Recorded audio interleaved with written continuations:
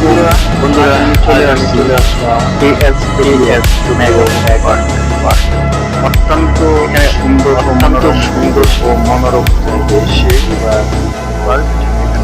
চাইলে আসতে পারেন, এটা বাচ্চাদের নিয়ে আসতে পারেন। সবচেয়ে মজার ব্যাপার আছে আলাদা, সবচেয়ে আকর্ষণীয় হচ্ছে এখানে নামাজের ব্যবস্থা, নামাজ পড়া এবং পুরুষ এবং মহিলাদের আলাদা টয়লেট।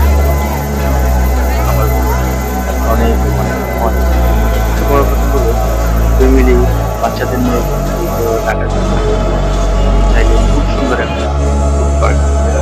এটা হচ্ছে আপনার ঢাকার ভিতরে সিটি চত্বর, আপনার মিরপুর কালচি ক্যান্টনমেন্ট টাওয়ার দেখুন।